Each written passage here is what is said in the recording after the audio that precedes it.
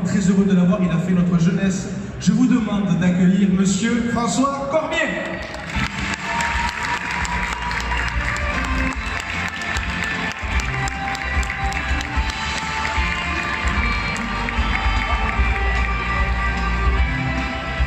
Je te remercie. J'ai vu que nous portons le même nom. Tu t'appelles Stas, moi aussi. Non, tu t'appelles Guest. Ah non. Ah oui, je m'appelle Guest. Ah oui, c'est pas pareil. Ouais. Je suis ravi de revenir pour la 4e fois en fait. 3 fois tous les suite. Oui, ça va. Oui. Donc je suis ravi d'être à nouveau avec vous. J'espère que ça vous fait plaisir de me voir. Oui.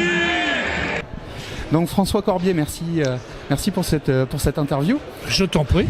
Alors moi je suis de la génération peut-être plus Récré à 2 que Club Dorothée. Donc tu es vachement vieux. C'est ça. On a presque le même âge. et donc moi j'ai connu les débuts où la chanson, il y avait déjà de la chanson flash, Récré à 2, voilà, c'était ça l'exercice. Ouais. Alors moi en plus ça m'amusait beaucoup parce que la grande barbe et les cheveux ça agaçait ma grand-mère, donc forcément moi j'étais content. et c'est vrai qu'après il y a eu le Club Dorothée où j'ai vieilli, donc j'ai peut-être un petit peu moins suivi. Et quand j'ai vu que le TGS t'invitait, j'ai fait ah bah oui, c'est vrai que je t'avais un peu oublié, j'avoue. Et oublié en tout cas dans l'actualité. Et je me suis penché donc du coup sur mon travail actuel. C'est ça. Ouais. Donc j'ai écouté en boucle dans la voiture l'album de 2015 et j'ai redécouvert quelque chose que j'avais un peu oublié, qui était la chanson, alors pour moi un peu dans l'héritage Brassens. Oui, c'est ce qu'on appelle la chanson de mots, quoi. Hein, c'est ça, la chanson à texte, bon. Oui, tout à fait. Et donc je me suis dit, il faut que j'aille voir François et qu'on parle de sa musique actuelle, parce que c'est quelque chose qui est pas à la mode, clairement, et qui pourtant est bien plus intéressant que beaucoup de ce qui se passe.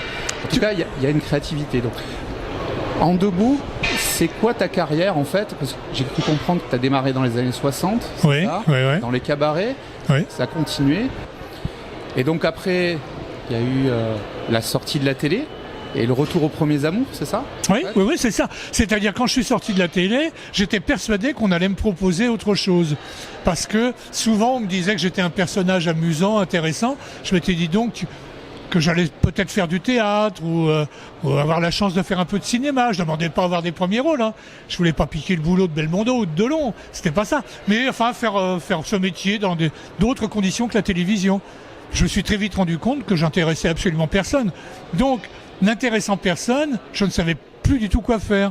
Et j'avais la trouille de reprendre ma guitare parce que j'entendais à la radio ou je regardais à la télé et je voyais bien que c'était maintenant des groupes qui chantaient. Et moi tout seul avec une guitare sèche en plus, je m'étais dit c'est pas possible, quoi. Les gens vont me jeter, ils vont pas aimer. Et donc j'ai eu beaucoup de difficultés à reprendre cette guitare.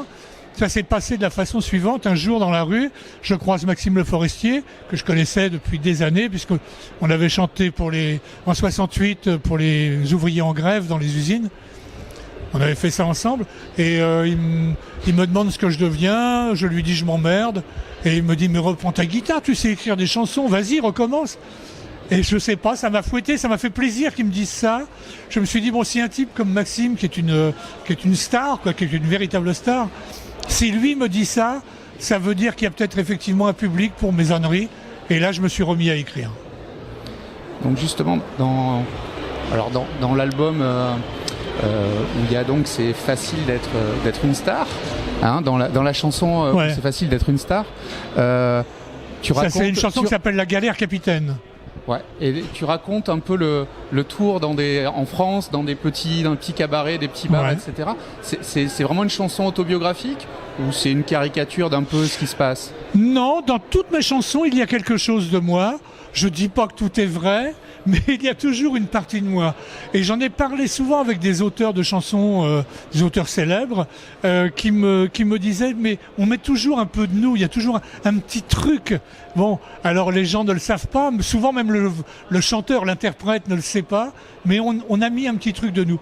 Dans chacune de mes chansons, il y a quelque chose de moi. En plus, moi, j'ai pris la décision de parler de moi dans mes chansons. C'est souvent à la première personne.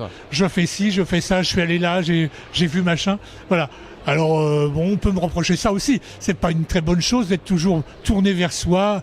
Le moi est haïssable, mais bon, j'ai trouvé cette façon de raconter des histoires en me mettant dans le bain. Et donc là, en 2017, donc on a un album live qui est sorti, c'est ça ? Non, c'était le live. Il est sorti il y a 4 ans, et il y a eu un disque qui est sorti il y a 2 ans et demi, qui est un studio. Ouais. Et là, je suis en train de faire un nouveau studio qui sortira dans le courant de l'année 18. Donc là, il y a des dates prévues. Il y a des dates prévues dans les prochains mois. Pour moi, l'album devrait sortir en février ou mars. Je recule tout le temps à chaque fois qu'on me pose la question parce que au départ, j'avais prévu que l'album sortirait pour les élections. Tu vois ? D'accord. Donc on a toujours un peu de retard. Pourquoi est-ce qu'il y a du retard ? Mais c'est pas parce qu'on veut pas travailler, c'est simplement que je mets pas la pression sur mes copains musiciens, ils le font gentiment pour me faire plaisir.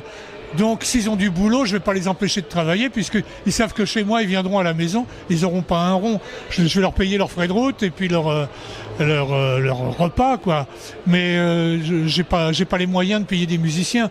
Donc il faut que tout le monde puisse être d'accord, venir à la maison, être tranquille. Le copain qui fait la prise de son et qui fait le mixage aussi, il s'appelle Patrick Balbin, c'est la même chose, c'est un musicien. Donc faut que j'attende qu'il soit libre. Quand il est libre, est-ce que les autres vont l'être ? C'est pas toujours vrai. Non, donc c'est pour ça qu'on repousse, qu'on retarde, voilà. Donc quel âge tu as aujourd'hui ? J'ai 73 ans. Et donc la chanson, ce sera jusqu'à la fin ? La chanson, ce sera jusqu'à la fin ? Tant que je pourrais le faire, oui, bien sûr. Oui. Mais tu sais, pour écrire des chansons, il n'y a pas d'âge. C'est plutôt sur scène, si on veut faire le jeune homme et sauter d'un pied sur l'autre. Là, ça devient plus difficile. Mais ça n'a jamais été mon truc, ça. Donc maintenant, au lieu de chanter debout, je chante assis. Et puis, tu sais, je regarde quelquefois des chanteurs de blues américains. Ils chantent assis, parce qu'ils n'ont plus l'âge d'être debout, voilà. Donc il y a aussi de la littérature. Ouais. Donc ça, c'est ma seconde passion. J'aime écrire. Ouais. Donc là, il y a. Alors, j'ai assisté à la petite conférence rencontre que tu as fait hier. Donc, tu as sorti. Il y a un petit livre qui s'appelle Mes chansons flash. Ouais, voilà. Ouais. Et alors, est-ce que tu peux expliquer pour les gens qui ne savent pas ce que c'est qu'une chanson flash ? Alors, le mot chanson flash a été inventé par Claude Serra. Claude Serra, c'est le père du compositeur Éric Serra. Tu sais, le Grand Bleu et tout ça, voilà. Grand compositeur, magnifique. Et Claude Serra, dans les années 50, écrivait des petites chansons comme ça. Et puis c'était l'époque où il y avait la création d'une chaîne de radio qui s'appelait Europe numéro 1. Et Europe numéro 1, pour annoncer les informations, disait un truc qui à l'époque ne se disait pas, c'est voici un flash d'informations. Maintenant tout le monde dit ça, mais à l'époque il n'y avait qu'eux. Et alors les jeunes aimaient le ton de cette radio, aimaient ce mot flash qui était devenu à la mode, et Claude Serra a dit « mais moi mes chansons elles sont courtes, donc ce sont des chansons flash ». Donc il a inventé ce mot, mais il disait lui-même qu'il n'était pas le premier à avoir fait ce genre, puisqu'au 19e siècle, les humoristes écrivaient des petits vers, 4 vers en général, et qu'on appelait des fables express. Bon, là, il avait rajouté une musique, Claude, et c'était devenu des chansons flash. Donc, plusieurs années après, moi dans les années 60, j'ai écrit des petites chansons comme ça. Je suis allé voir Claude Serra, je lui ai demandé si c'était gênant que je fasse ça et que j'appelle ça des chansons flash. Il m'a dit mais pas du tout, ne chante pas les miennes, parce que si un jour je reprends ma guitare, j'aimerais pouvoir les chanter.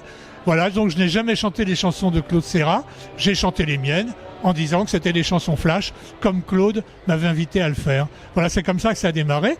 Et puis plusieurs personnes m'ont dit d'année en année, mais pourquoi ne fais-tu pas un disque avec ces chansons ?